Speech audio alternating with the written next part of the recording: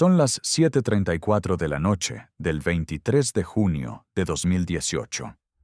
Salón de Eventos Los Pinos, en las afueras de Culiacán, Sinaloa, México.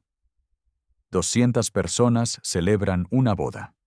Las mesas están decoradas con centros de flores blancas y velas. Una banda sinaloense toca El Sinaloense, mientras los invitados bailan y brindan con tequila y cerveza. La novia, Valeria Montes, de 28 años, lleva un vestido blanco con encaje que le tomó 6 meses elegir. Sonríe. Es el día más feliz de su vida.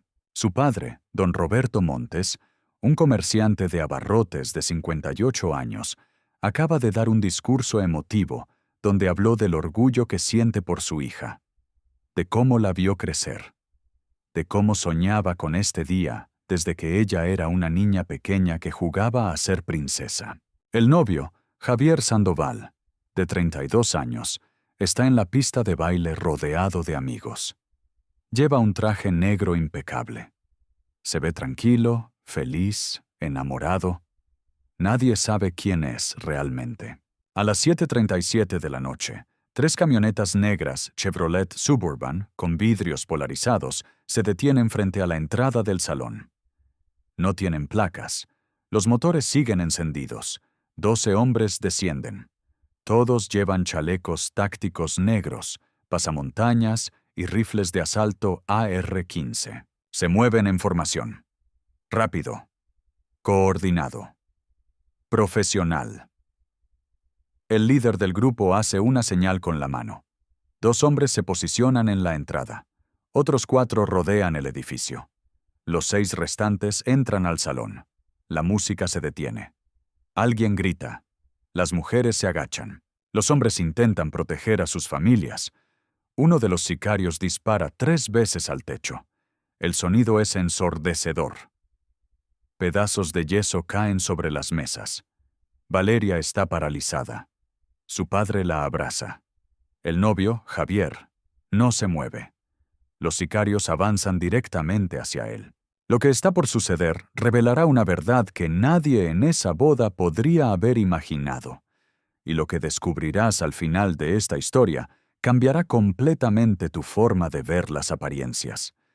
Quédate hasta el final, porque esta historia te va a dejar sin palabras. Antes de continuar con esta historia, escribe en los comentarios el país y la ciudad desde donde nos estás escuchando. Nos encanta saber dónde están nuestros oyentes. Queremos conocer tu historia también.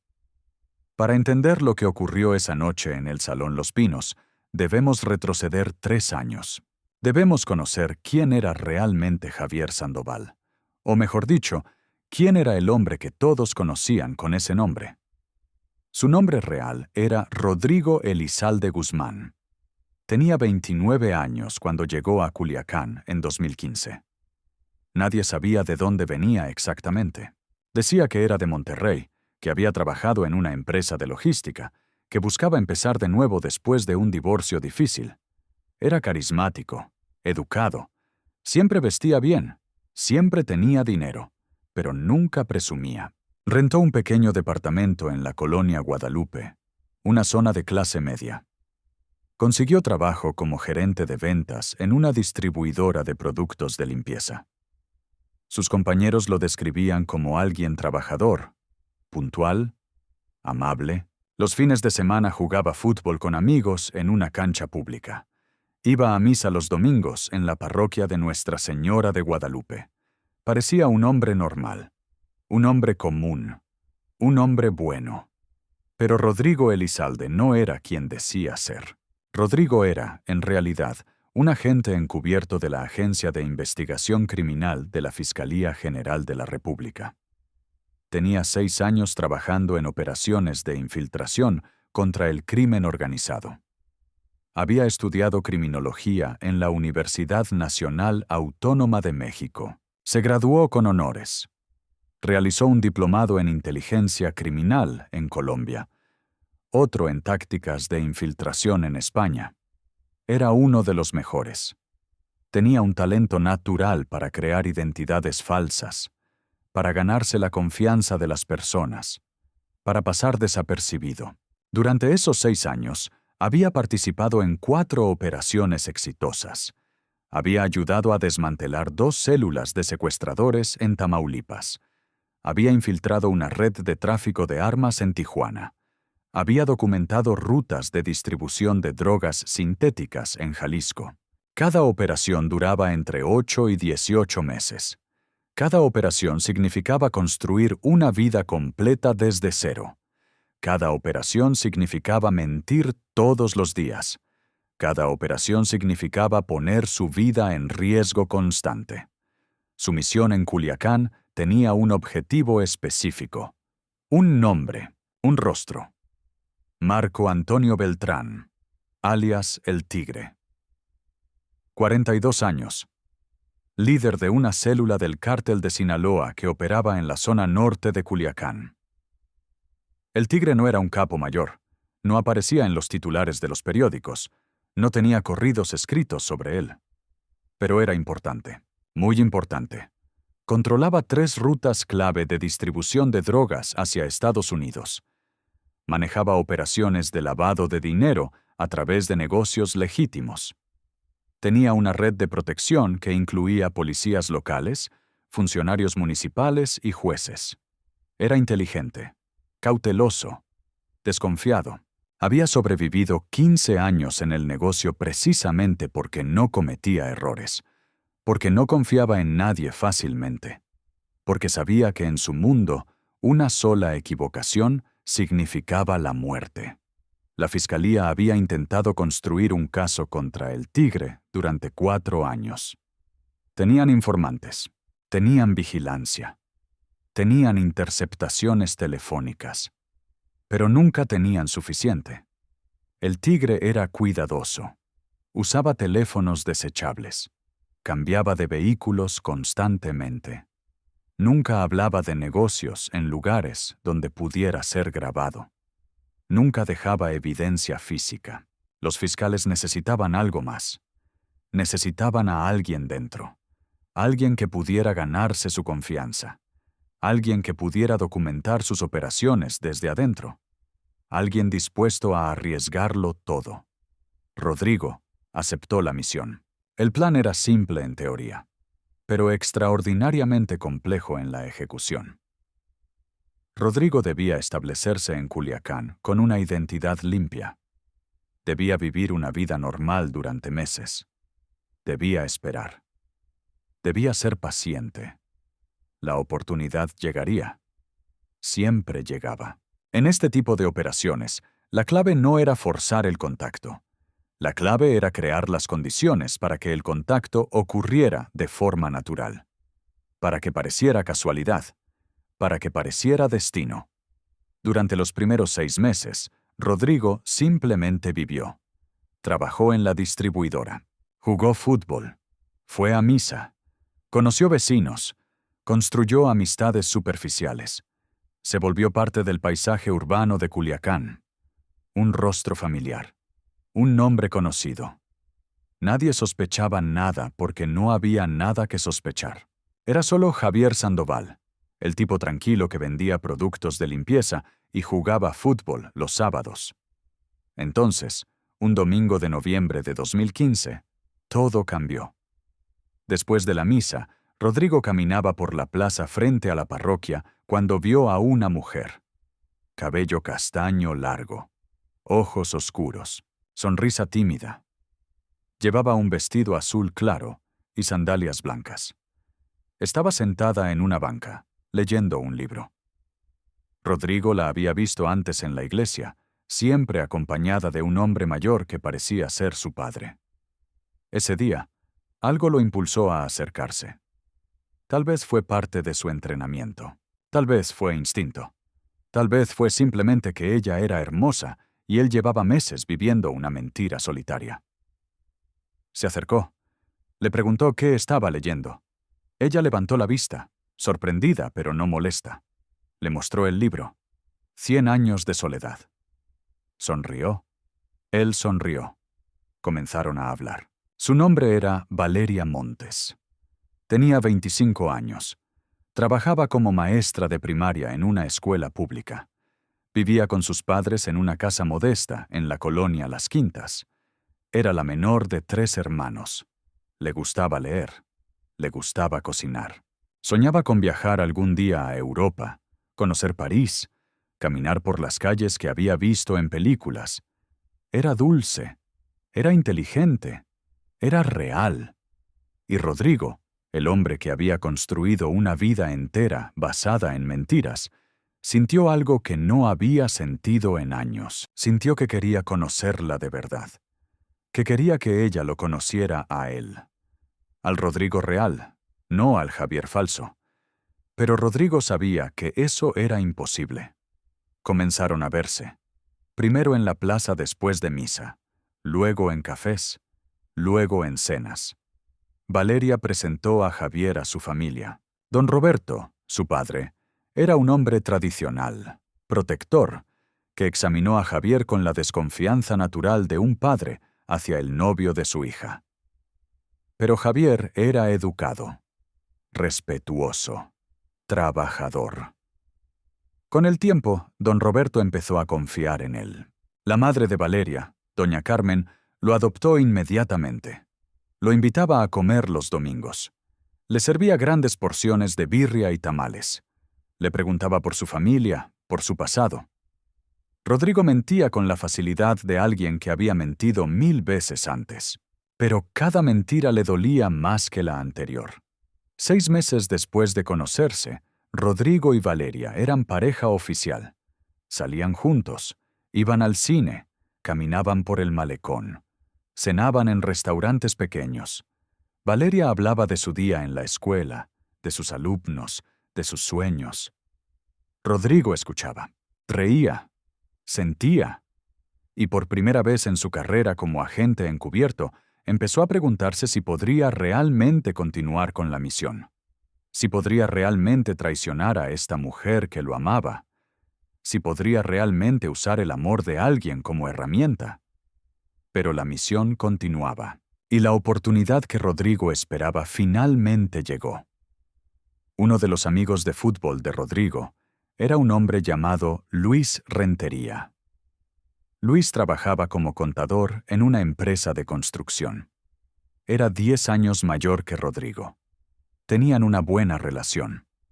Tomaban cervezas después de los partidos. Hablaban de fútbol, de mujeres, de trabajo.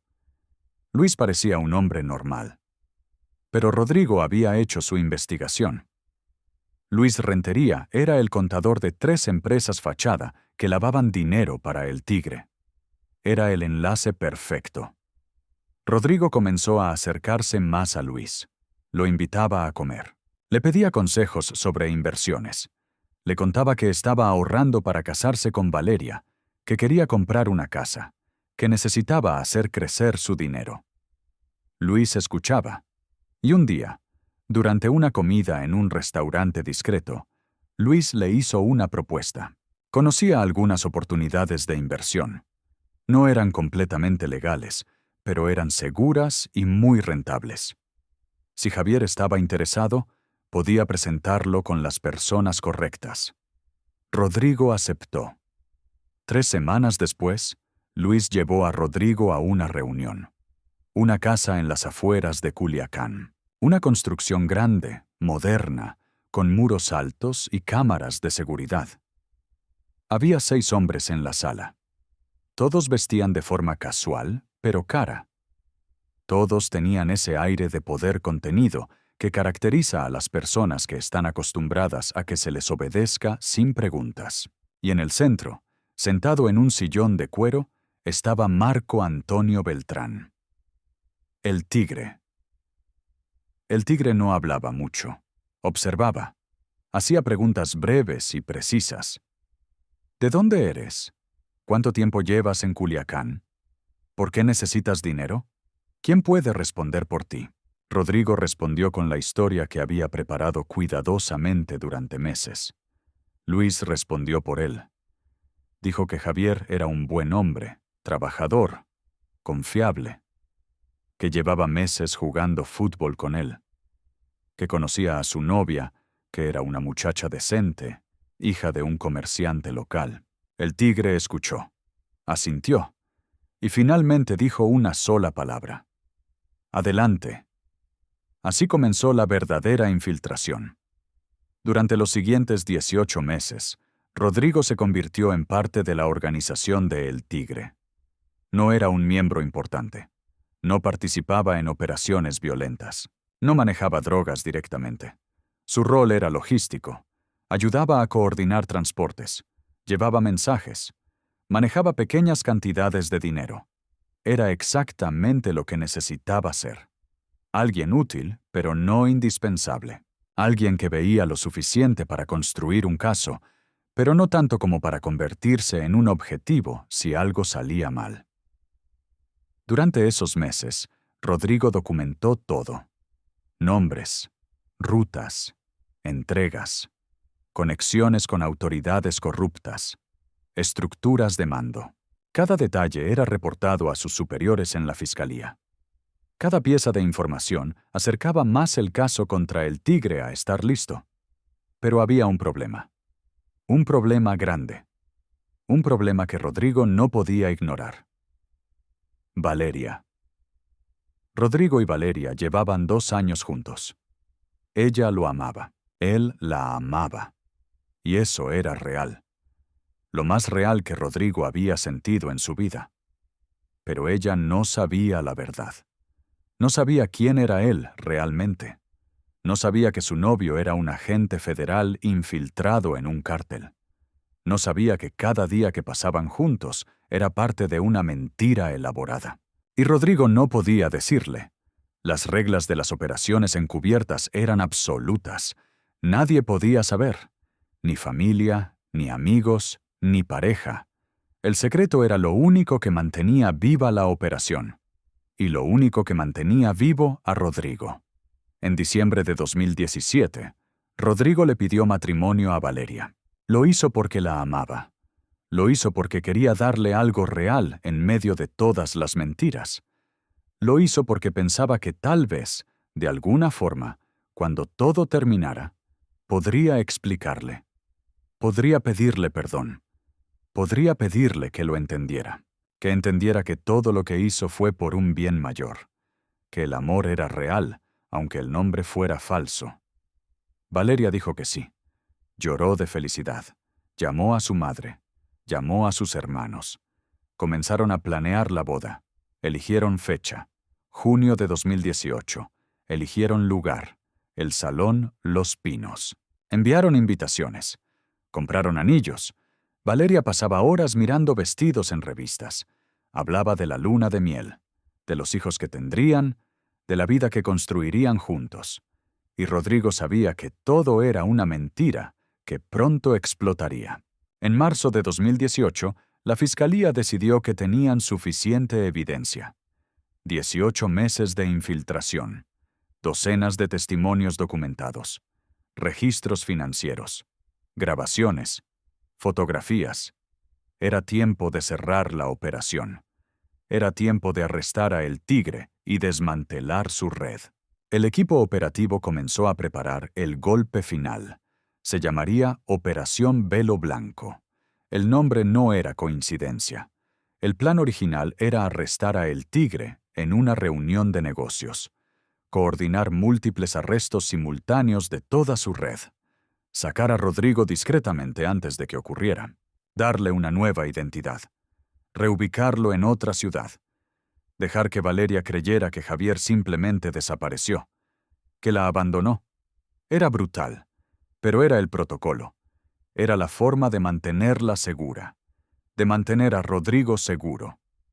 Pero el tigre era impredecible. A mediados de mayo, solo un mes antes de la boda, Rodrigo recibió una llamada de Luis. El tigre quería verlo. Era urgente.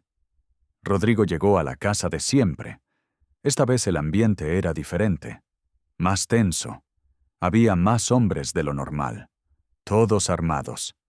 El tigre estaba de pie, mirando por la ventana. Cuando Rodrigo entró, el tigre se giró y sonrió. Era una sonrisa que no llegaba a los ojos. «Javier», dijo el tigre, «me han dicho que te vas a casar». Rodrigo asintió.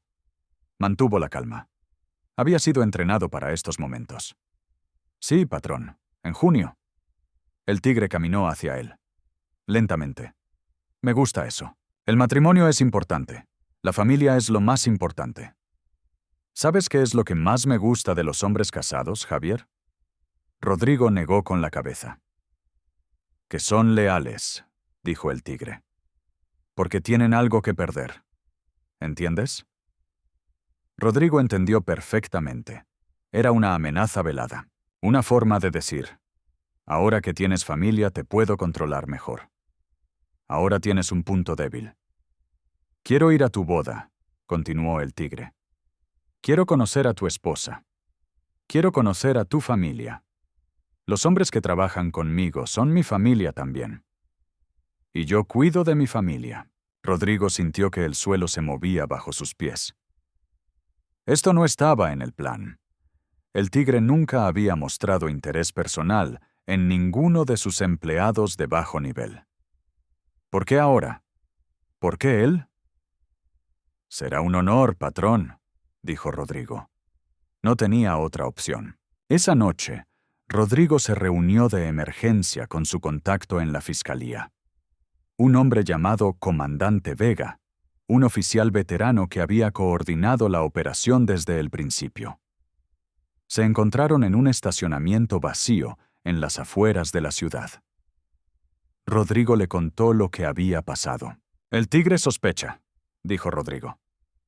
No sé cómo, pero algo le hizo ruido. Por eso quiere ir a la boda.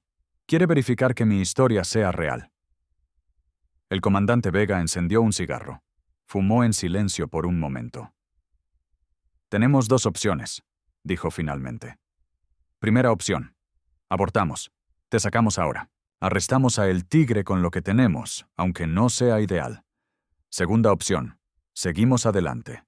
Dejamos que vaya a la boda. Usamos eso como oportunidad para arrestarlo ahí. No, dijo Rodrigo inmediatamente. No podemos arrestarlo en la boda. Valeria estará ahí. Su familia estará ahí. 200 personas inocentes. Si algo sale mal, si sus hombres reaccionan... Lo sé, interrumpió el comandante. Por eso estoy diciendo que tal vez debemos abortar. Rodrigo pensó. Pensó en 18 meses de trabajo. Pensó en los riesgos que había tomado.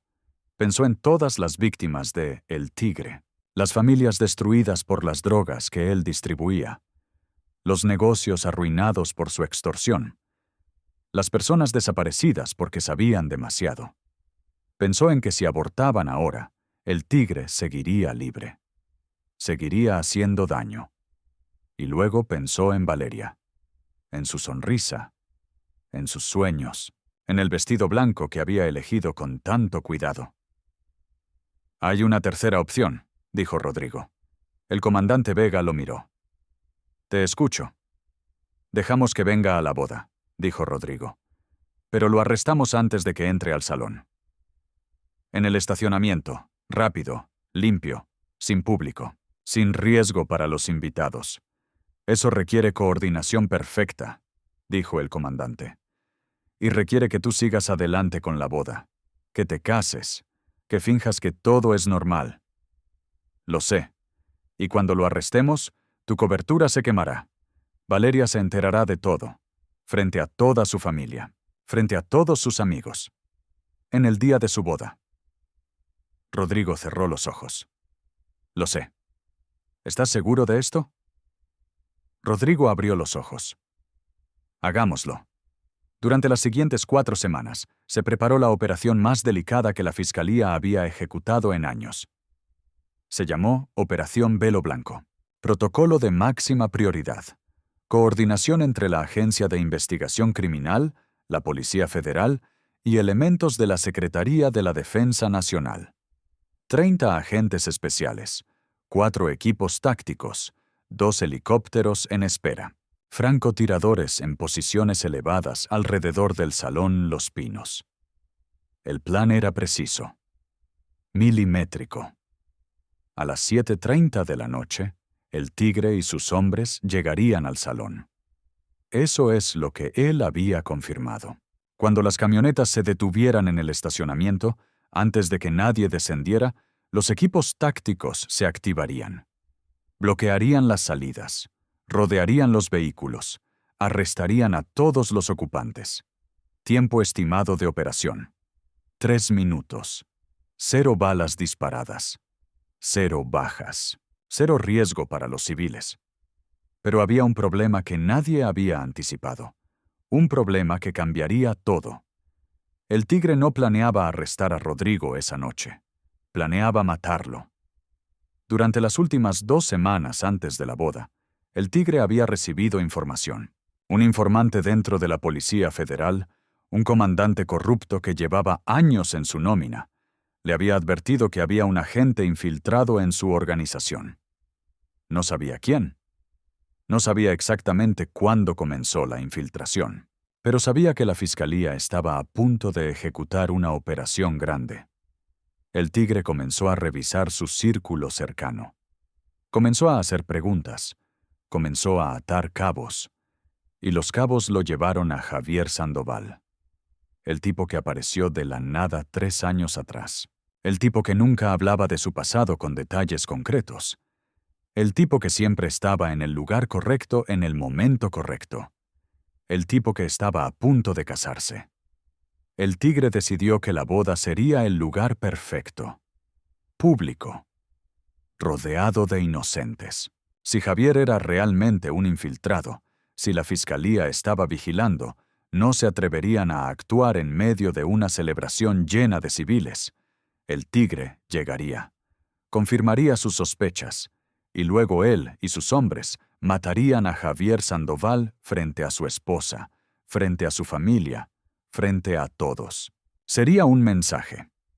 Un recordatorio de que nadie traiciona al Tigre y vive para contarlo. Pero el comandante Vega también tenía informantes. Y 2 días antes de la boda, uno de esos informantes le advirtió de los planes de El Tigre. Se convocó una reunión de emergencia. El comandante Vega, el fiscal especial, 3 oficiales de inteligencia y Rodrigo. La pregunta era simple. ¿Cancelamos la operación? Si cancelamos, dijo el fiscal, perdemos a El Tigre. Desaparecerá. Sabrá que estábamos cerca. Y 18 meses de trabajo se irán a la basura. Si no cancelamos, dijo Rodrigo, ponemos en riesgo a 200 personas. Valeria, su familia, niños. No, dijo el comandante Vega. Si no cancelamos, cambiamos el plan. Lo hacemos más agresivo, más rápido.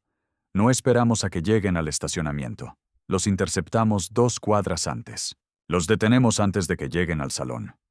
Eso expone a Rodrigo, dijo uno de los oficiales de inteligencia. Si interceptamos a El Tigre antes de que llegue a la boda, sus hombres dentro del salón pueden reaccionar. Pueden ir por Rodrigo. ¿Qué hombres dentro del salón?, preguntó el fiscal. El Tigre no va solo, explicó el oficial. Si planea un ataque, tendrá respaldo. Hombres mezclados entre los invitados. O peor, hombres esperando la señal para entrar. Rodrigo sintió que el corazón se le helaba. Había invitado al demonio a la boda de la mujer que amaba, y el demonio había traído al infierno con él. Necesito que canceles la boda, dijo el comandante Vega mirando a Rodrigo. No, dijo Rodrigo. Si cancelo, el Tigre sabrá con certeza que soy yo, y entonces irá directamente por Valeria. Por su familia. Los usará para sacarme. No puedo permitir eso. Entonces la única opción, dijo el fiscal, es ejecutar la operación. Pero con modificaciones. Interceptamos a El Tigre antes de que llegue al salón. Simultáneamente, identificamos y neutralizamos a cualquiera de sus hombres que esté dentro o cerca del evento. Y sacamos a Rodrigo y a la familia de Valeria de forma inmediata.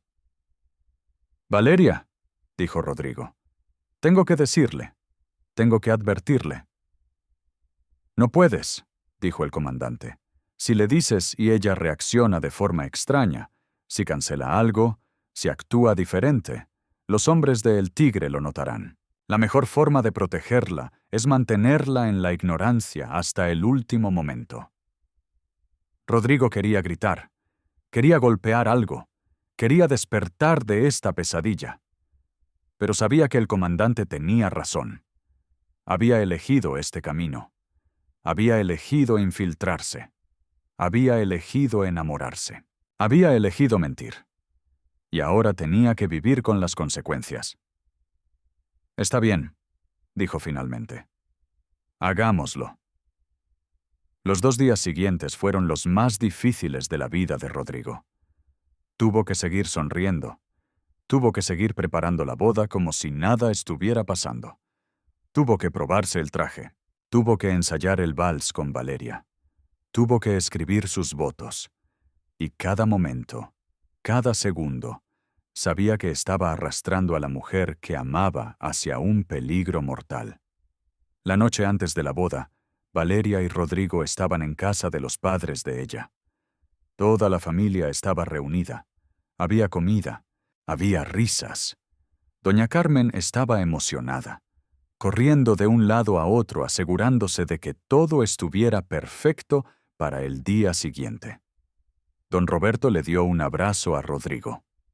Le dijo que estaba feliz de que su hija hubiera encontrado un buen hombre, que confiaba en él para cuidarla, para protegerla siempre.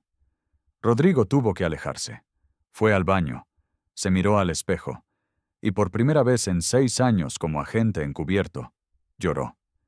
Lloró porque sabía que estaba a punto de destruir la vida de esta familia. Lloró porque sabía que nunca podría cumplir la promesa que le había hecho a don Roberto. Lloró porque el hombre que Valeria amaba no existía. Nunca había existido. Era solo una máscara, una herramienta, una mentira. Se lavó la cara, respiró profundo y regresó a la sala. Valeria lo miró con esos ojos llenos de amor y confianza. Le sonrió. Rodrigo le devolvió la sonrisa y deseó con todo su ser que existiera alguna forma de hacer esto diferente. Pero ya era demasiado tarde para arrepentirse. El 23 de junio de 2018, amaneció despejado. Un día perfecto para una boda. Rodrigo se despertó a las 6 de la mañana en su departamento. No había dormido casi nada. Se duchó. Se vistió con ropa casual. A las 7, el comandante Vega llegó a recogerlo. Fueron a una casa de seguridad a 3 kilómetros del Salón Los Pinos. Ahí estaba todo el equipo operativo, 30 agentes federales, todos vestidos de civil. Algunos irían como invitados falsos a la boda. Otros se posicionarían en los alrededores. Otros esperarían en vehículos listos para interceptar a El Tigre. El comandante Vega revisó el plan una vez más. Cada detalle, cada contingencia. A las 7:00 de la noche comenzaría la boda. Se esperaba que El Tigre llegara alrededor de las 7:30, pero los equipos estarían en posición desde las 6:00. Vigilancia completa. Radios encriptadas. Código palabra Temis para iniciar el arresto. Código palabra Ícaro si algo salía mal y había que evacuar a los civiles. A Rodrigo le colocaron un micrófono oculto en el traje, una cámara miniatura en el ojal de la solapa, un botón de pánico en el reloj de pulsera. Si presionaba el botón 3 veces seguidas, los equipos entrarían inmediatamente sin importar el protocolo. ¿Estás listo?, preguntó el comandante Vega. Rodrigo asintió. No confiaba en su voz. A las 4:00 de la tarde, Rodrigo llegó al Salón Los Pinos. Los decoradores estaban terminando los últimos detalles. Las mesas lucían perfectas. Las flores, las velas, la pista de baile, el altar. Todo era hermoso. Todo era exactamente lo que Valeria había soñado. Y Rodrigo sabía que en 3 horas todo se convertiría en una escena de crimen. Los invitados comenzaron a llegar a las 6:30. Rodrigo los recibía en la entrada. Sonreía, estrechaba manos, abrazaba, agradecía por venir. Entre los invitados había 15 agentes federales disfrazados. Rodrigo los reconocía por señas discretas. Un toque en la solapa. Una forma específica de sostener el vaso. Todos armados bajo los sacos. Todos listos. A las 6:50, Valeria llegó. Cuando Rodrigo la vio bajando del auto, sintió que el corazón se le partía. Estaba radiante. El vestido blanco, el velo, el ramo de rosas blancas. Estaba más hermosa de lo que Rodrigo jamás la había visto. Y estaba sonriendo. Esa sonrisa llena de felicidad pura, de ilusión, de amor. Rodrigo quiso correr hacia ella, quiso abrazarla, quiso decirle la verdad, quiso pedirle perdón por adelantado por todo lo que estaba a punto de pasar. Pero no podía. Solo pudo mirarla desde lejos y grabar ese momento en su memoria, porque sabía que sería el último momento de verdadera felicidad que Valeria tendría con el hombre que ella creía que era Javier Sandoval. La ceremonia comenzó a las 7:00 en punto. Un cura de la parroquia local ofició. Rodrigo y Valeria estaban frente al altar. 200 personas los miraban. Valeria lloraba de felicidad. Rodrigo mantenía la compostura. El cura hablaba del amor, del compromiso, de la familia, de los votos que estaban a punto de hacer. Votos que Rodrigo sabía que nunca podría cumplir. Javier Sandoval, dijo el cura, ¿aceptas a Valeria Montes como tu legítima esposa? Rodrigo miró a Valeria. Ella lo miraba con esos ojos llenos de esperanza. Sí, acepto, dijo Rodrigo. Y fue la última mentira que le diría. Valeria Montes, continuó el cura, ¿aceptas a Javier Sandoval como tu legítimo esposo? Sí, acepto, dijo Valeria. Su voz temblaba de emoción. Los declaro marido y mujer. Puede besar a la novia. Rodrigo besó a Valeria. Y en ese beso puso todo lo que no podía decir con palabras. Puso el perdón que necesitaba. Puso el amor que sentía. Puso el adiós que sabía que venía. La ceremonia terminó. Los invitados aplaudieron. La música comenzó. La fiesta empezó. Y Rodrigo, ahora oficialmente casado con Valeria, esperaba el infierno. A las 7:25, el comandante Vega habló por el micrófono oculto. Su voz llegó clara al auricular diminuto que Rodrigo llevaba en el oído. Objetivo avistado. 3 vehículos. A 2 kilómetros.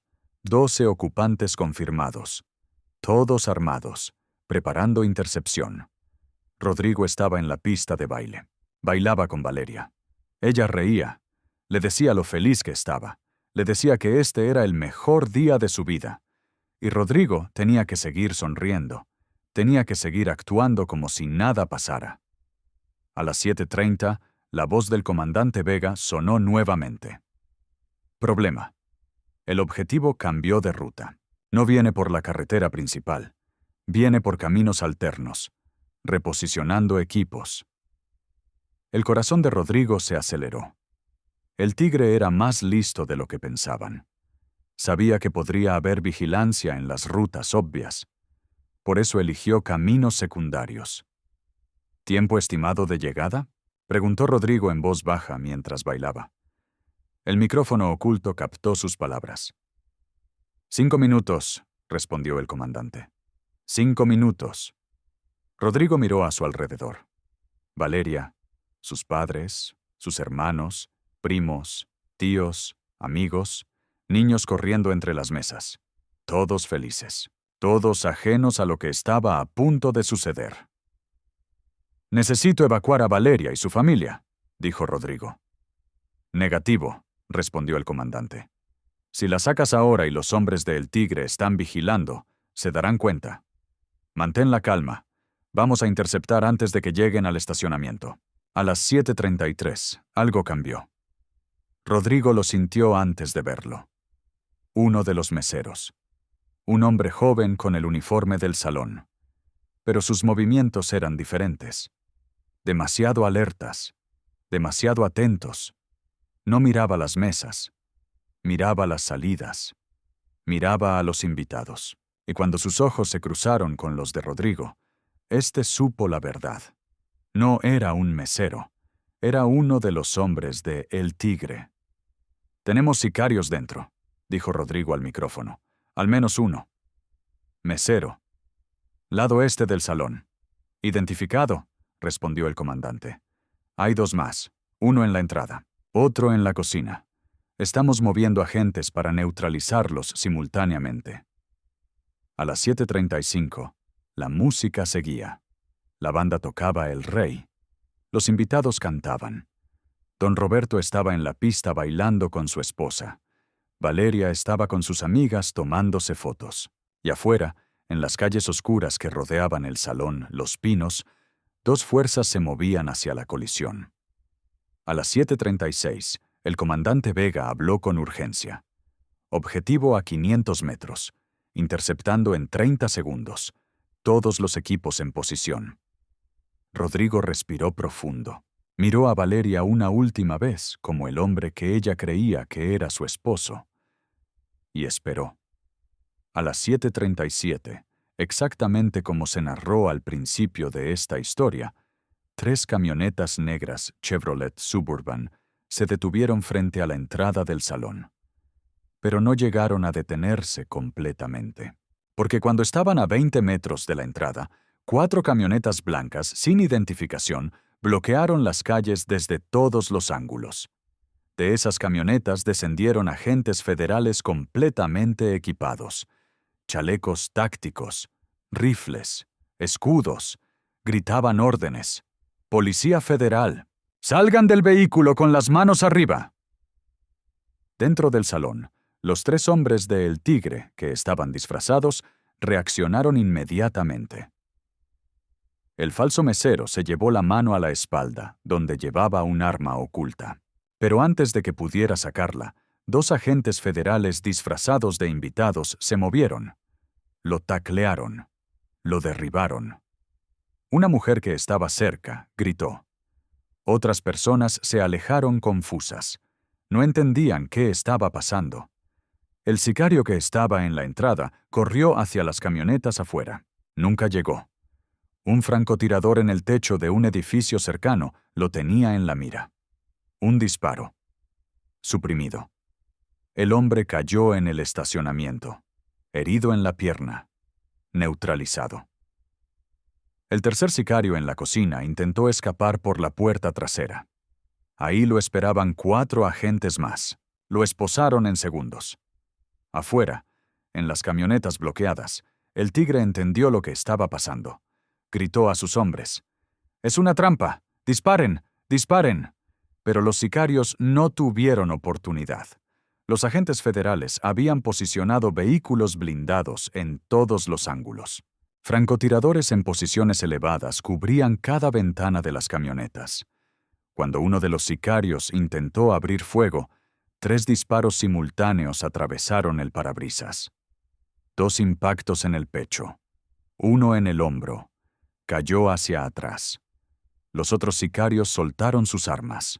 Salieron con las manos arriba. Fueron derribados al suelo. Esposados. El Tigre fue el último en salir. Cuando los agentes abrieron la puerta de su camioneta, lo encontraron sentado en el asiento trasero.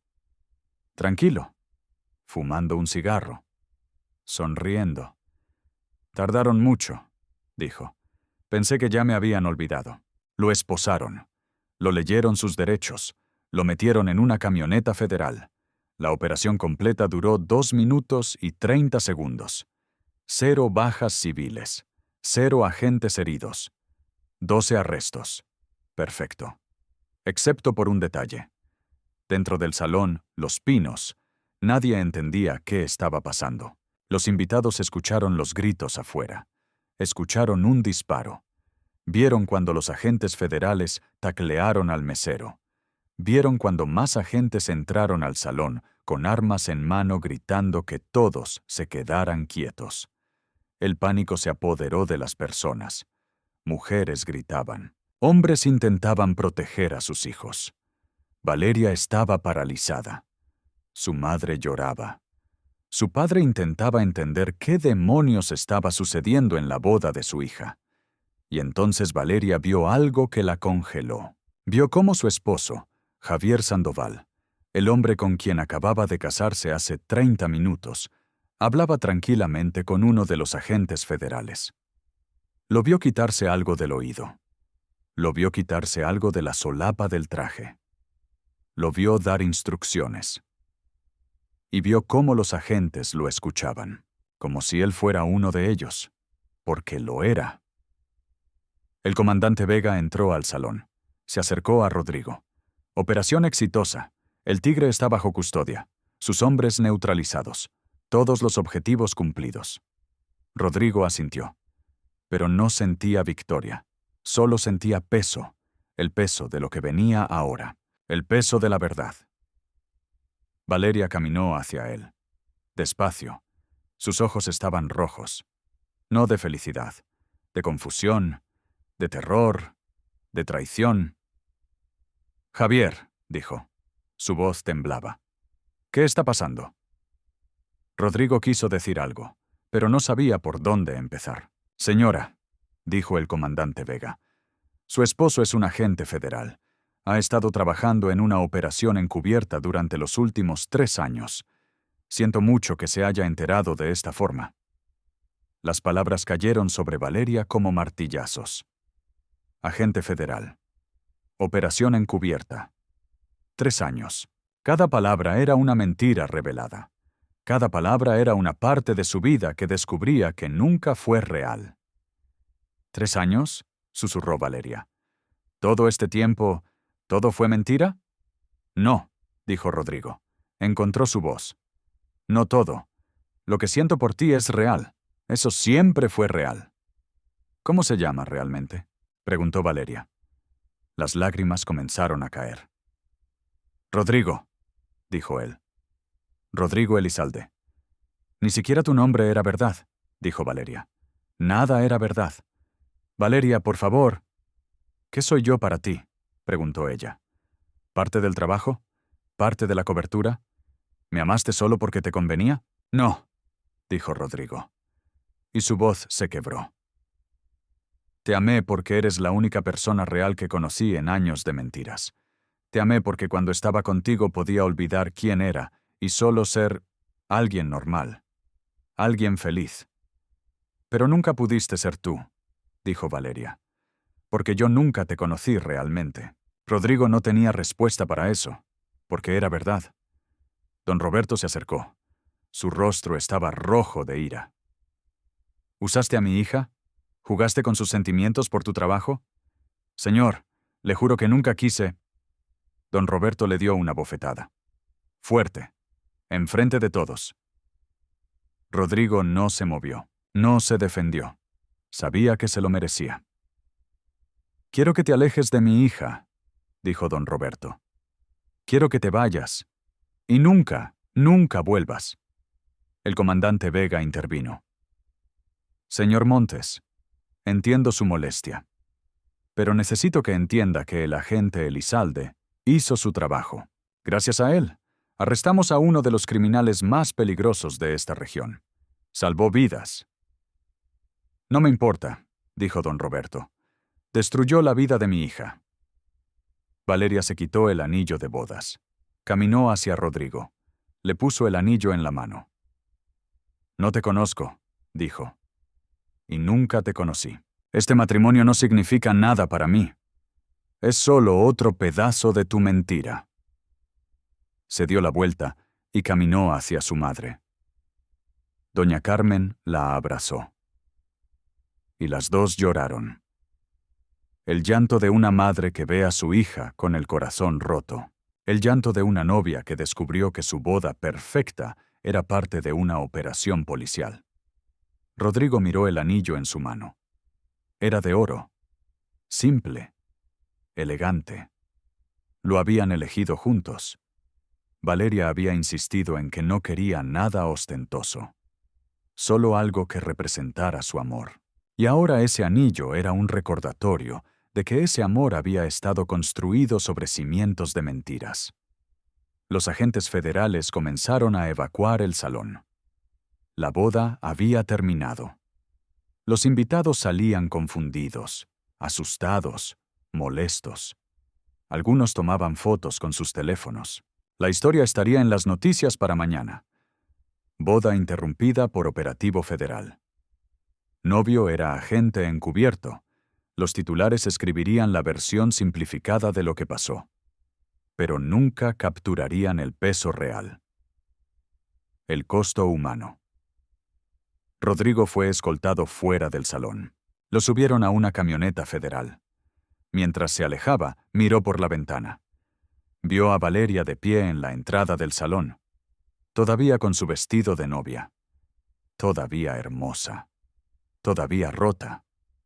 Sus miradas se cruzaron por un segundo, y en ese segundo, Rodrigo vio algo en sus ojos que lo destrozó más que cualquier golpe físico. No vio odio, vio decepción, vio tristeza, vio el final de algo que pudo haber sido real en otras circunstancias. La camioneta se alejó, y Rodrigo supo que nunca la volvería a ver. 3 semanas después de esa noche, Marco Antonio Beltrán, alias El Tigre, fue presentado formalmente ante un juez federal. Se le acusó de 8 cargos: delincuencia organizada, tráfico de drogas, lavado de dinero, homicidio calificado, secuestro, extorsión, corrupción de funcionarios públicos, asociación delictuosa. La evidencia en su contra era abrumadora. 18 meses de documentación proporcionada por el agente Rodrigo Elizalde. Testimonios, grabaciones, registros financieros, fotografías, rutas documentadas, conexiones probadas con autoridades corruptas. El juez dictó prisión preventiva. El Tigre fue enviado al Centro Federal de Readaptación Social número 1, conocido como el Altiplano. Máxima seguridad. Aislamiento. Sin posibilidad de fianza. Su juicio comenzó 6 meses después. El proceso duró 1 año. Finalmente, en julio de 2019, el Tigre fue sentenciado a 45 años de prisión, sin posibilidad de reducción de condena. La célula que operaba bajo su mando fue desmantelada completamente. 32 arrestos adicionales.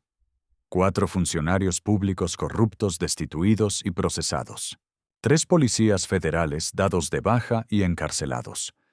Fue uno de los golpes más significativos contra el crimen organizado en Sinaloa en una década. La Fiscalía General de la República emitió un comunicado. Reconoció el trabajo del agente especial Rodrigo Elizalde. Lo llamó héroe. Lo condecoró. Le ofrecieron un ascenso, reconocimiento público. Pero Rodrigo rechazó todo. No quería medallas, no quería reconocimiento, solo quería olvidar. Después de la operación, Rodrigo fue reubicado. Nueva ciudad, nueva identidad. Protocolo estándar para agentes encubiertos cuya identidad había sido comprometida. La Fiscalía le ofreció varias opciones: Monterrey, Querétaro, Guadalajara. Rodrigo eligió Ciudad de México, una ciudad enorme donde podría desaparecer en el anonimato, donde podría ser nadie, donde no tendría que explicar su pasado. Le dieron un nuevo nombre: Alejandro Durán. Un nuevo trabajo: analista de inteligencia en una oficina de la Fiscalía. Trabajo de escritorio, sin operaciones en campo, sin infiltraciones, sin más mentiras. Solo él, una computadora y reportes que analizar. Era seguro, era aburrido, era exactamente lo que Rodrigo necesitaba. Pero todas las noches, cuando llegaba a su pequeño departamento en la colonia Roma, Rodrigo sacaba algo de su billetera. Una fotografía. La única fotografía que se había permitido conservar. Era de la boda. Valeria sonriendo. El vestido blanco. Las flores. El momento antes de que todo se derrumbara. Rodrigo no sabía por qué la guardaba. Tal vez como recordatorio. Tal vez como castigo. Tal vez porque era lo único real que le quedaba de esos 3 años de mentiras. Nunca intentó contactar a Valeria. Sabía que no tenía derecho. Sabía que lo mejor que podía hacer por ella era dejarla en paz, dejarla sanar, dejarla rehacer su vida sin el peso de la traición que él representaba. Pero se preguntaba por ella. Todos los días. ¿Habría vuelto a enseñar en la escuela? ¿Habría conocido a alguien más? ¿Sería feliz? ¿O las mentiras de Rodrigo la habían dañado de forma permanente? No lo sabía. Y tal vez nunca lo sabría. Valeria Montes, por su parte, intentó seguir adelante. Pero no fue fácil. Los primeros meses después de la boda fueron los más oscuros de su vida. Se tomó un permiso en la escuela. No podía enfrentar a sus alumnos. No podía enfrentar las preguntas de sus compañeros maestros. No podía enfrentar las miradas de lástima de sus vecinos. Todo Culiacán sabía lo que había pasado. La historia había salido en todos los noticieros locales. Novia descubre que su esposo es agente encubierto en pleno día de su boda. Se volvió un espectáculo, un chisme, una anécdota que la gente contaba en fiestas. Valeria odiaba eso. Odiaba ser la víctima de una historia que no pidió. Odiaba que su dolor fuera entretenimiento para otros. Odiaba que el día que debió ser el más feliz de su vida se convirtiera en el día que destruyó su capacidad de confiar en las personas, porque eso fue lo que realmente perdió Valeria, no a Javier. Javier nunca existió. Lo que perdió fue la confianza, la capacidad de creer que las personas son quienes dicen ser. Durante 3 años, había compartido su vida con un hombre que resultó ser un completo extraño. Había compartido sus sueños, sus miedos, sus esperanzas con alguien que la estaba usando como cobertura. Y lo peor de todo era que parte de ella todavía se preguntaba qué había sido real y qué había sido actuación. ¿Los besos fueron reales? ¿Las conversaciones fueron reales? ¿El amor fue real? No lo sabía, y no saber era lo que más dolía. Su familia la apoyó. Don Roberto nunca volvió a mencionar el nombre de Javier. Doña Carmen intentaba animarla con comidas especiales y salidas al cine. Sus hermanos la visitaban regularmente. Le recordaban que no fue su culpa, que ella no hizo nada malo, que fue víctima de una situación imposible. Y Valeria sabía que tenían razón. Pero saber algo racionalmente y sentirlo emocionalmente son cosas diferentes. Tardó 2 años en volver a sentirse algo parecido a normal. 2 años en poder entrar a una iglesia sin recordar los votos falsos. 2 años en poder ver a una pareja feliz sin sentir náuseas. 2 años en poder confiar, aunque fuera un poco, en que las personas pueden ser genuinas. Nunca se volvió a casar. Tuvo algunas citas. Conoció hombres buenos, hombres honestos, pero siempre había una pared, una barrera que Valeria no podía cruzar. La parte de ella que había sido dañada por la traición de Rodrigo no sanó completamente. Se adaptó. Aprendió a vivir con la cicatriz. Pero la cicatriz siempre estuvo ahí. Siguió enseñando. Los niños la adoraban. Era una maestra paciente, cariñosa, dedicada. Encontró propósito en su trabajo. Encontró alegría en ver a sus alumnos aprender y crecer. Y eso fue suficiente. No fue la vida que había soñado. No fue la vida que había planeado. Pero fue su vida. Y aprendió a estar en paz con eso. ¿Has conocido a alguien que haya descubierto una mentira que cambió completamente su forma de ver el mundo? ¿Alguien que tuvo que reconstruir su vida después de una traición profunda? Cuéntanos en los comentarios. Queremos leer tus historias. Hoy, casi 7 años después de aquella noche en el Salón Los Pinos, Rodrigo Elizalde sigue viviendo en Ciudad de México bajo su identidad falsa de Alejandro Durán. Ya no trabaja para la Fiscalía. Renunció hace 3 años. El trabajo de escritorio nunca llenó el vacío. Ahora tiene un pequeño negocio, una librería de libros usados en la Colonia Condesa. Es tranquilo, es honesto, no tiene que mentir sobre quién es. Los clientes lo conocen como Alejandro, el dueño amable que siempre tiene buenas recomendaciones de lectura. No saben su historia. No saben que el hombre que les vende novelas policíacas vivió una operación encubierta que podría ser trama de cualquiera de esos libros. Rodrigo nunca volvió a trabajar como agente encubierto. No podía. La operación con el tigre lo quemó. No por miedo, no porque fuera cobarde, sino porque le mostró el costo real de las mentiras.